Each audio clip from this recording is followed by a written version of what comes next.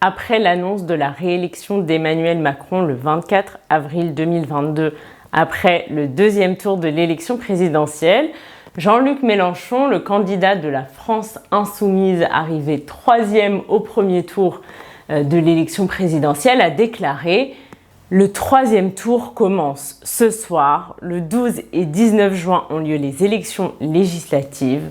Vous pouvez battre M. Macron et choisir un autre chemin. » À toutes et à tous, je dis, ne vous résignez pas. Le troisième tour commence ce soir. Les 12 et 19 juin ont lieu les élections législatives. Vous pouvez battre M. Macron et choisir un autre chemin. Salut à tous, bienvenue dans une nouvelle vidéo. Si vous êtes nouveau sur la chaîne, je m'appelle Elsa, je suis française et sur cette chaîne YouTube, je vous enseigne le français de manière naturelle et authentique. Je vous rappelle que pour toutes les vidéos, vous avez des sous-titres en français et en anglais et que vous avez accès à la transcription, à la liste de vocabulaire et à d'autres contenus exclusifs pour travailler sur cette vidéo dans le club Piece of French. Tous les détails sont dans la barre d'infos. Donc aujourd'hui, on va parler politique et on va parler des élections législatives qui ont lieu en France le 12 et 19 juin prochain. Et je vais vous expliquer pourquoi ces élections sont très importantes et comment elles peuvent tout changer. Avant de commencer, je vous conseille d'aller voir cette vidéo sur l'élection présidentielle si vous ne l'avez pas déjà vue pour mieux comprendre le contexte. Et commençons avec cette vidéo. Les élections législatives ont lieu tous les 5 ans, environ un mois ou deux après l'élection présidentielle, et elles servent à élire les 577 députés qui siègent à l'Assemblée nationale.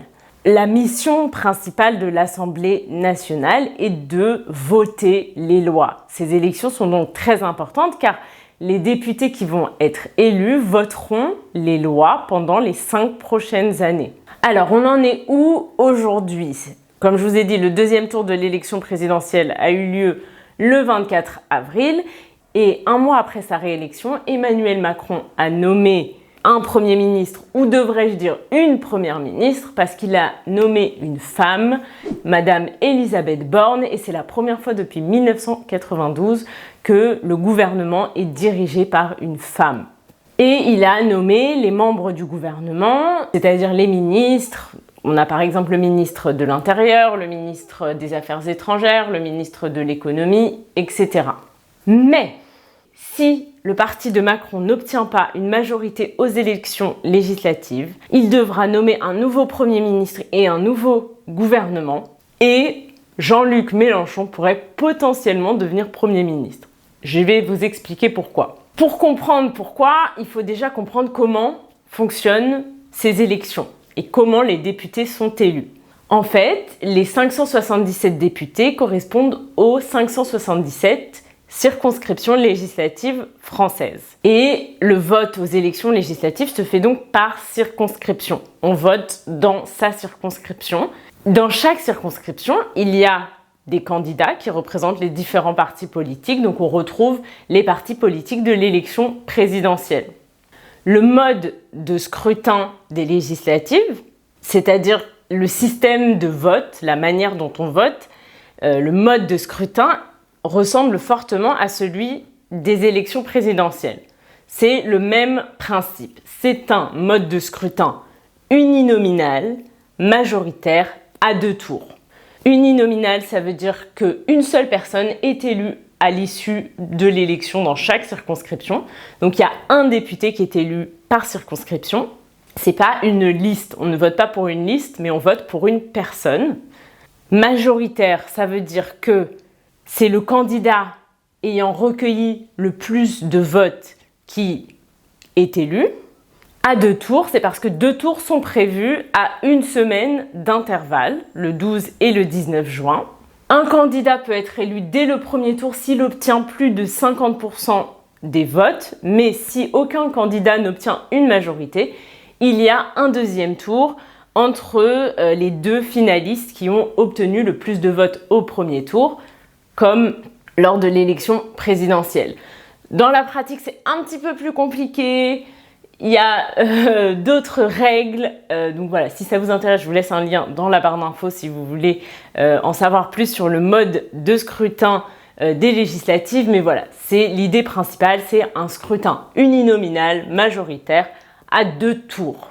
Alors, ce mode de scrutin, il est souvent critiqué parce qu'il a tendance à favoriser les gros partis aux dépens des petits partis et des partis d'opposition.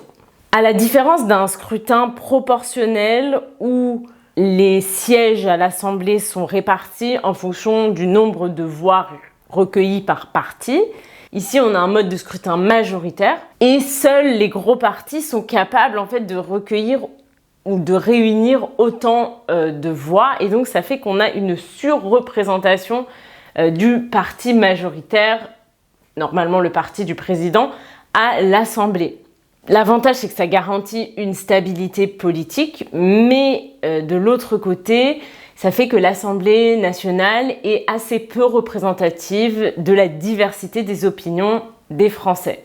Je vais vous donner un exemple, vous allez mieux comprendre. La République en marche, le parti d'Emmanuel Macron, a obtenu aux élections législatives de 2017, après l'élection d'Emmanuel Macron en 2017, le parti a obtenu 28% des voix au premier tour de l'élection législative, mais il s'est retrouvé avec 308 députés à l'Assemblée nationale, ce qui représente plus de la majorité, ce qui représente 53% des députés de l'Assemblée. Le Front National, devenu aujourd'hui le Rassemblement National, qui est le parti de Marine Le Pen, qui est également arrivé au deuxième tour de l'élection présidentielle en 2017 et en 2022, le Front National, quant à lui, a obtenu 13% des voix au premier tour des législatives de 2017, mais n'a obtenu que 8 sièges à l'Assemblée, soit 1,4% des sièges. Si on avait un système à la proportionnelle, on aurait eu 28% des députés à l'Assemblée de La République En Marche et 13% des députés du Front National. Mais comme on a un mode de scrutin majoritaire, ça veut dire que peut-être qu'au deuxième tour des élections législatives, on avait dans beaucoup de circonscriptions un duel entre un candidat de La République En Marche et un candidat du Front National, mais les candidats de La République En Marche ont gagné au deuxième tour, ce qui fait que finalement, on a eu beaucoup plus de députés de La République En Marche à l'Assemblée. Tout ce système, en fait, ce mode de scrutin, oblige les petits partis à s'assembler, à s'unir pour essayer de gagner un maximum de sièges à l'Assemblée nationale et pourquoi pas gagner une majorité. Et c'est le cas notamment des partis de gauche. Jean-Luc Mélenchon a annoncé la création d'une alliance de gauche qui s'appelle la Nouvelle Union Populaire Écologique et Sociale, qui est une coalition des partis de gauche qui réunit donc la France Insoumise, le Parti Socialiste, Europe Écologie, les Verts et également le Parti Communiste Français, le PCF. Et l'idée en fait de cette union, c'est d'avoir seulement un candidat de gauche dans chaque circonscription pour éviter une dispersion des voix et pour avoir plus de chances de passer au deuxième tour de l'élection législative et ensuite éventuellement gagner l'élection législative dans la circonscription en question. La question, c'est quel parti remportera une majorité aux élections législatives? Est-ce que Macron va obtenir la majorité dont il a besoin pour gouverner? Parce que un président élu ne peut pas appliquer son programme sans une majorité à l'Assemblée. Et d'après les sondages, quelques jours avant l'élection, on voit que La République En Marche et l'Alliance de gauche sont au coude à coude, c'est-à-dire qu'ils sont très proches, ils sont presque à égalité avec entre 27%, 28% des intentions de vote. La question, c'est qu'est-ce qu'il se passerait si la gauche remportait les élections législatives, remportait une majorité aux élections législatives? Si c'est le cas, on entrerait dans ce qu'on appelle une période de cohabitation. c'est quand le président de la République n'est pas du même camp politique que la majorité parlementaire. En France, depuis 1958 et la mise en place de la Ve République, on a ce qu'on appelle un régime semi-présidentiel. Depuis la Révolution française, il y a eu 5 républiques en France. Le régime républicain a été interrompu à plusieurs reprises par le retour de la monarchie, par l'instauration du Premier puis du Second Empire, par le régime de Vichy pendant l'occupation allemande pendant la Deuxième Guerre mondiale. Et donc ces républiques n'ont pas toujours eu le même fonctionnement, le même système.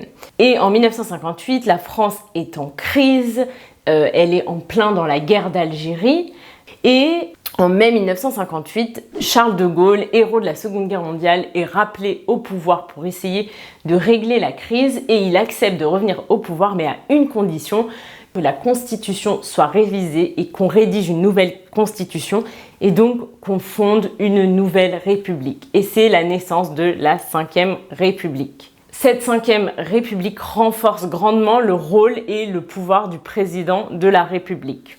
On a donc en France un régime semi-présidentiel avec un président qui a beaucoup de pouvoir et qui notamment nomme le chef du gouvernement, c'est-à-dire le Premier ministre et le gouvernement. Sauf que contrairement à un régime présidentiel comme aux États-Unis par exemple, où il y a une séparation stricte des pouvoirs exécutifs et législatifs, en France, le gouvernement est responsable devant l'Assemblée.